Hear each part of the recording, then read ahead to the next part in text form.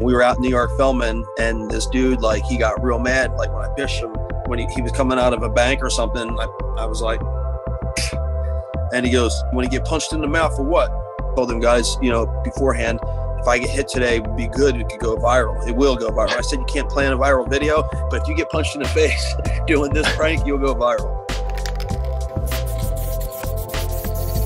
Yo, yo, yo, yo, yo. Good morning, good afternoon, good evening, and welcome back to Sharing Ingredients. I am joined this week by my good friend, Ed Bassmaster, who is an icon on YouTube, one of the funniest people I know. What I find so entertaining about Ed is that everything you see on camera, on Instagram, on YouTube, that's the real deal. That's probably like a tamed down version of who Ed is. I have had many epic times with him in my life, and I can tell you that his humor does not turn off. It's actually nerve-wracking to be around sometime. I've shared a hotel room with him, and it kind of reminds me of the concept of when you were at like sleepaway camp as a kid, and everyone's trying to fall asleep, and there's one guy who's like, is anyone awake? Is anyone still awake? That was him until around 3:30 in the morning, and he was always going and going and going. And that's what I love him for. He's one of the most dedicated comedians, personalities, dads, and people I know. He loves his life. He contributes to the community. He's an all-around great dude. Anyway, enough of the preamble. Welcome, Ed. Happy you're here. I don't know about that. What's up? What's up? What's up? For anybody who does not know, give them the life story, where you're from, all that. The backstory is, just grew up in Northeast Philly, and then right outside of there. Working class family, not rich, not poor. Had a decent upbringing. When I went to school with like all different, ethnicities, whatever you want to call it. I'm fortunate to grow up where I grew up, just in like a melting pot, and all my friends were all different colors, and I look back on it now, and I was raised in a good environment. I feel I'm married 20 years, kids, 4 kids, you know what I mean, holding it down, and they're all doing their own thing. Nobody's following my footsteps so far, but my 3-year-old son Keegan, everybody thinks is going to be the next deal. We'll see, because I thought that about Jake. I'm telling you, Jake did some stuff when he was like 2 years old. He sat in front of the camera and did this. That's where, like, if anybody seen my snapping turtle prank call, they all know the line, the quote, I'll kick your neck off. I told the guy I was going to kick his neck off. I got that from my 2-year-old. He said that on camera, like unrehearsed, unscripted. He just sat in front of the camera and he's like, hey, what are you talking about? I'll come over there and kick your neck off. You want me to hit you in your splitty? And he was saying all this funny stuff. And I was like, yo, this kid's going to be a star. But he's shy, and he's into video games and playing basketball, and that's really it. Classic. You definitely have great kids, and they'll either follow in your footsteps or they won't. But I know that they have that innate talent if it's something they want to do. But I think it's amazing that you don't push them to do anything. So it's really cool that you let them carve their own path. Yeah. He said, hey, you want me to come over there and hit you in your splitty? Like, good. Split your wig, I thought is what he was trying to say. Just have you dying. But and then Cam did some skits, but Cam, again, he's camera shy now. Lil Boss, my littlest one, he's like, he doesn't like to be filmed. Like a lot of times he's like, Dad, don't film me. And I just stop. But everybody's like, yo, he's going to need his own account soon. He's way funnier than you. He can dance better than you, and you're done. So I'm like, all right, that's fine with me. What were you doing before you became a content creator on YouTube? I was working in retail, for crying out loud, for 18 years, about 18 years. Okay. I was working at AT&T Wireless selling cell phones, for crying out loud. I was in the back office one day, got on the computer and saw YouTube, never knew what it was, and just started looking at all these videos. And I was like, oh, this looks like fun. I'm going to try it. And right there on the spot, I did a video and put it up. I think it was a job interview in the back of my AT&T store. And then it was just fun. And my friends and family at that time were the only ones that saw it, because back then it wasn't really getting out there. You know what I mean? So all my friends and family were hitting me up, yo, do another one, do another one, do another one. And it just kind of snowballed. That's the whole backstory, really, to be honest with you. So when you first saw YouTube, were you looking at the platform in general, or were there any early creators that you were following? Saw the platform and random videos from what I remember. The big guys on YouTube were Naltz, Renetto. I don't know if you remember them too. Zipster, and I'm talking Smosh. I'm talking all this early days. A lot of these kids don't know about it. Okay. And, then the prank scene exploded and it just went off. And then like the fake prank scene really took off, and the staged pranks, or whatever you want to call them. And I kind of lost the passion to create, because I didn't want to be up against that stuff. It hurt to see, fake pranks getting billions of views. So as I mentioned in the intro, you are a complete veteran of YouTube. How long have you actually been doing this? 13 years now, since I first opened the YouTube channel up. Like I says, right there at the AT&T store, right in the back of the store, I signed up with an account right there on the spot and just kind of went from there. And I didn't know where I wanted to be. And I was working in retail and I hated it, dude. I hated it so bad. I hated people coming in and complaining about their phones, or not getting a discount on the phone, or not getting a free phone. And I'm like, there's so many bigger problems in life than these freaking cell phones. It was just, I hated it. And, so I started meddling with the YouTube, and then started making a couple dollars. And I was like, my wife had a really good job at the time, so I could afford to really quit, essentially, which is what I did, and pursued YouTube. But the first couple of years, it wasn't full time. It wasn't as much money as I was making at AT&T. Among so many other things, one of the things I'll commend you on is your resilience and patience over the years. You have some videos that have completely popped off and gone viral, others that have not achieved the same success, but you've just stuck with it. What's your advice to up-and-comers as they look at the space and try and make their mark, try and discover what's going to work for them? I say usually viral happens by accident. Like, you can't plan a viral video. When you're in the YouTube game and that's your hustle, once a week you have to put bread on the table. So you're going out and just doing anything and everything that you can. And so it's not always going to be a banger. People ask me all the time, how do I make a viral video? I'm like, I have no idea. It just has to pop, And so to give somebody advice to make a viral video, I don't have any. There's no advice absolutely how to make a viral video. It just happens. And, a lot of my videos went viral, and a lot of my videos didn't go viral. More didn't go viral than did go viral. What sort of content are you consuming on YouTube or anywhere else these days?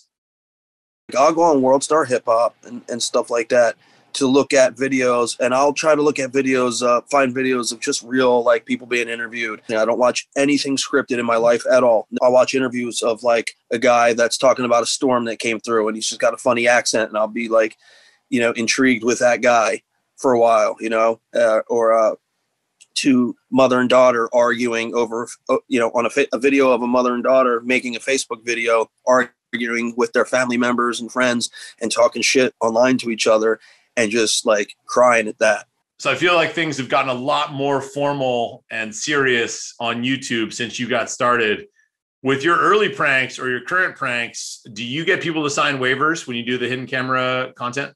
There was no waivers because, television had their own laws separate from internet, and it's like, it's YouTube is open, it's open public, it's all kinds of weird things now. Like, and the worst that can happen is like, you have to take a video down. I feel like it's still the case, man. I have like 800 videos, and maybe less than 5 probably ended up having to be removed because somebody said, hey, can you take that down or whatever? I'll take it down. We've known each other obviously for over 10 years, and it seems like in the past few years, you get recognized a lot more in public when I go out with you or when you go out with anyone else. Is that something you appreciate?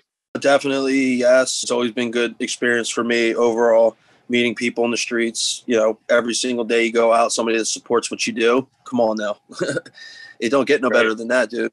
You feel like you go out and you got the support of the world holding you up, man. And it's like looking up to you, and it makes you feel humble and good. Here's Ronnie. Say hi, Ronnie.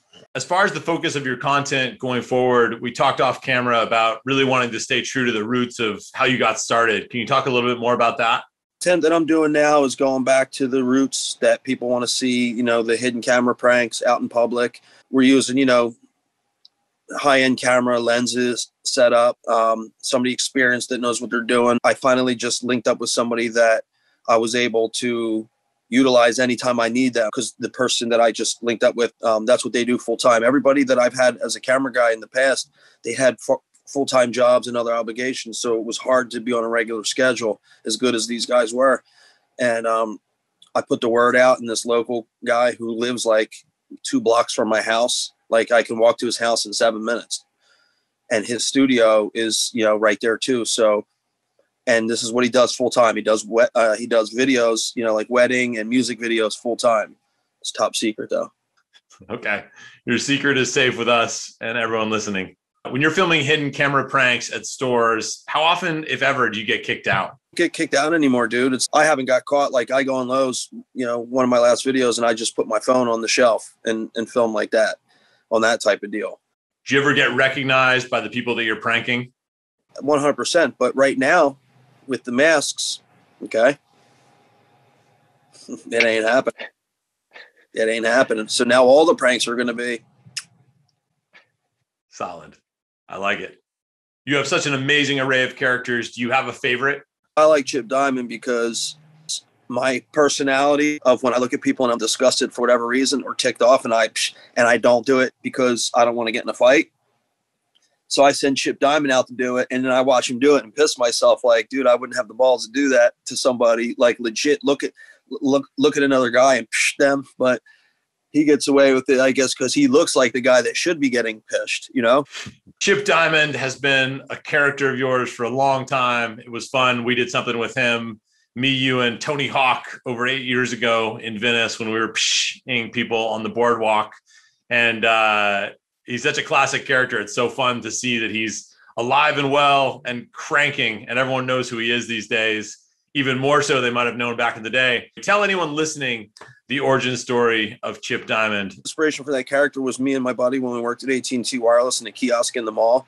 We just started pishing people that were walking by for no reason. And we were taking turns doing it to see who would and we had a couple incidences where like people wanted to hop over the kiosk and beat us up, so it was fun to help pass the time working a retail job in the mall, and it entertained us, bro. We were like constantly laughing because we were pishing people that were walking by, and they would be like, yo, what the, I mean, like. Even though you mess with people relentlessly, you always seem to have a cool way of bringing them in on the joke, getting them to like you, making their day better. Can you talk a bit more about that? My idea of a successful pranking somebody is that you don't ruin their day. So like when they walk away and you guys walk your separate ways, the rest of their day is okay, if not better, but it's not worse. You know what I'm saying? Like you don't want to ruin somebody's day for some video footage. Chip Diamond is being a dick, but if I was out in public and somebody that looked like him pished me, I would laugh my ass off. Like it wouldn't ruin my day. You know what I'm saying? Like it would be the funniest story that I would tell. Bro, you should have seen this guy that looked at me, went, psh, and he looked like a freaking tool from the 80s. So, different people take it different ways, but I always try to tread lightly. And then if somebody does get upset, try to, ease it any way I can. And it rarely goes bad. It usually goes good, Totally. That's awesome. You have so many great characters in addition to Chip, like Skippy and Tequila and Testy. Who am I missing? What characters am I missing? Ronnie, Tequila. Ronnie's the hacker. He's from Northeast Philly. He's got the hat on backwards with like the straggly hair and the cigarette. It goes around smoking and asking people for lights and shit. And fucking that guy. He's around here somewhere. I don't know. But anyways, yeah. And, most of the characters that I do, they're like Philly centric, like Testy wears an Eagles jersey, you know what I'm saying? On the strength. You know what I'm saying? On the strength is a big Philly John, you know what I'm saying? When you talk about getting the John, you know what I'm saying? That John is lit, you know what I'm saying? On the strength. And the tongue click is, when I worked at AT&T Wireless, people would come in sipping on their drinks and be like, and I was like, yo. You say people plural. Are you telling me that was a common occurrence? On a regular basis would come in, and if they had a drink, almost all the time when they would get done doing a sip, they go like that. Like it enhances the flavor on the tongue. You know what I mean? Okay, so over the years, I have seen you, and I've unfortunately been with you when you've put yourself in some super sketchy situations. I will commend you on the fact that you have a really good read of people, so I feel like you can avoid situations before they escalate. But I don't know. I feel like you have a great read on people, so that's probably a huge attribute that I commend you on. Tell people how you allow yourself to get in and out of these situations. Oh yeah. I mean, mumbles in the hood when I dress up like a cowboy and go out in the hood and have somebody filming from the vehicle with tinted windows. So it's like I'm basically out there on my own walking through the hood in some of these streets. I'm like, oh shit, man. But I just have a real good way of reading people and communicating with them to where, you know, a lot of times I can read their vibes before I even talk to them. And then right away, I know, you know, can we push it with this person or not? You know, you have to be real tuned in that way, because if not, you're going to get punched in the face real soon. Okay. So have you ever been punched in the face? No, I got pushed a couple times, and I had the one dude when we were filming in New York. It was before I really dialed in Chip Diamond's character, and it wasn't really a character yet. And I was sort of like Skippy and Chip Diamond. And it was with these Roman Atwood guys, and we were out in New York filming, and this dude, like, he got real mad, like when I pitched him, when he was coming out of a bank or something. I was like, psh. And he goes, when he get punched in the mouth for what? He walked away, and then when he looked back, I was like, psh. So he came back, and then he got in my face and squared up. I thought he was going to punch my face, but he didn't. He walked away. And told them guys, you know, beforehand, if I get hit today, it would be good. It could go viral. It will go viral. I said, you can't plan a viral video, but if you get punched in the face doing this prank, you'll go viral. My stuff's real, dude. So I got to, like, you know, not get killed. By the way, how long has that tooth been gone? 2.5 weeks. I just had my follow-up today. I'm getting an implant there because it broke in Florida, dude. Like, it was a porcelain veneer to begin with. And I was in Florida and bit into like some kind of shell or something hard. And I just felt crack right above the gum line, dude. Broke my tooth. So I got to get an implant there, but I'd rather not talk about it. So let's move on. Okay. We won't talk about it, but are you going to rock a gold tooth in there? You got to do something special. I'm talking to, you know, Johnny Dang. Johnny Dang. Everybody needs to know who Johnny Dang is. That guy's a legend. Oh, and $20,000. Yeah. That's the homie right there. Yeah, he's cool as shit. So I talked to him. He said he can hook it up.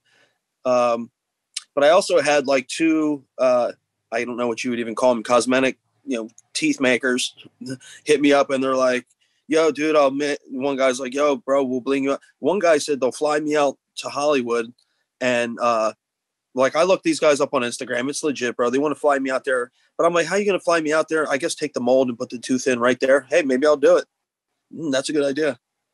Speaking of Johnny Dang, among many others, it's so cool to see how many people have gravitated to your content over the years. We've talked about how many random celebrities or people have either followed you or reached out to you, without sounding like a weird fanboy. And I know this is a strange question, but like, is there anything you can elaborate on of some of the cool encounters you've had or people that you've gotten to know through your content as far as people appreciating what you do and reaching out? It's always cool when like big influencers or actors or entertainers follow you or reach out to you. And, you know, I won't drop a whole lot of names, but like, you know, recently one guy who's big, you know, the Cookies brand and Burner, he hit me up to work on some projects together. And I was kind of blown away by that because of who he is. He's a good person, and he does a lot of good in the community and for other people. So I was like, man, I really, after talking with him a few times, really vibed with him. And he wants to actually produce for me and get it out there to like a Netflix type of deal. So people like him who are influential to me and who I look up to or respect, you know, it's always cool. Like, you know, the old story that everybody knows is when I first started YouTube, Sean Penn reached out to me, who was my favorite actor of all time, by the way. And I hung out with him a bunch of times. I stayed at his house. I remember when you were in LA, you were scared to stay at Sean Penn's house. Oh, I was scared, yeah, because he had me staying out in the guest house, and all I hear was coyotes fighting outside the window at 2 a.m. in the morning. I wake up to like screams, and I'm like, bro, imagine 2 a.m. You're in the woods in Malibu, and you hear screaming animal out. You're like, bro, I was scared. I didn't know what the hell it was. It was coyotes. They were just like, they were fighting right outside my window. I was like, oh shit. And there was, it looked like dog poop outside my room. Like, you know, when I would open the door to the outside, and it was coyote poop. They were all over there, man. Hey, Coyotes, we're all scared of different things. I think that most people, including myself, would be a lot more timid about putting themselves in the situations that you do when you're shooting than the wildlife of Malibu near Sean Penn's house. But all good. I want to stop and acknowledge how good of a guy you are. You've definitely helped so many people over the years, and that's a huge part of what drives you and inspires you. Can you talk a little bit more about your sort of desire to help people? The only thing I really want to get into is helping people out that I'd really like to help out in my life, like friends and family members. I want to be in a position where like I want to just be able to, and do it the right way. Like one of my closest friends, like for example, he's going through a time right now, and I would like to be able to put him on my payroll to be my assistant all year, because he goes everywhere I go. He's my security. He's everything for me. I'm just not at a level where I can pay him 50, 60 grand a year just to hang out with me, but I'd like to be able to do that because, his story is he worked somewhere for 20 years, a really good job providing for his family. And then Corona hit and he got laid off and let go. So his like unemployment or whatever is about to run out soon. I know a lot of people that are in similar situations. It's like, they're screwed, man. They're screwed big time. Losing his house and stuff like that. I want to be able to help those out. So if I can continue to do what I'm doing and build it, and then be able to, okay, now you got a job. Hey, I need a drive. I need this. I'm going to look out for the people that really need help. That will give me feel like I did something worthwhile while I'm here, other than make people laugh, which is, fulfilling as well. I definitely think you have a gift for your content, putting people in a good mood. If I'm having a tough day or just want a good laugh, I know I can always turn to your content, and it is sure to put me in a good mood. And I know a lot of other people feel the same way. So that is definitely a gift and something that we are all grateful for. Yeah. And you asked about like the negative stuff or getting beat up and all this, but the positive flip side to it is hearing from people that have been battling depression and especially, dude, since the like the quarantine and the COVID thing, it's been insane the amount of feedback that I get that I'm helping people get through it. And it's like to a point where I'm like, nah, you could do it without me, I'm sure. But, maybe I am helping them a little bit. It means a lot, dude, when it all builds up and you hear it every single day, people saying, your shit's getting me through these times. Keep it going. Please keep it going. Bro, it's big time motivation, gets me amped up, gets me, gives me adrenaline when I think about that and read that stuff. Like I want to keep going for these people. Yeah, that's definitely something we all appreciate and thank you for. What advice would you have for up and coming creators who are just getting started? If you want to do it, the best thing I can say is go for it and don't give up. Don't let, you're going to get doors shut on you and, another door is going to open. You just got to keep going. If that door closes and then you give up, then you're not going to get there. I know people that have said it a million times to me. Oh, I want to start a YouTube channel, and they never do. So you just got to do it. You just got to do it and go for it. And, and my thing that I've been trying to do is just trying to, and it's almost impossible, but for each thing I put up, be better than the last one, the next one better than the last one, or at least the same, good quality, good entertainment, but always try to one up yourself. Okay, I'm going to hit you with a few rapid fire questions. What is your favorite food? What do you like to eat when you travel? Any good quality food. I don't have I'm not like, oh, I love Italian or, oh, I love Spanish food. I love it all. I love all kinds of food, different ethnic foods.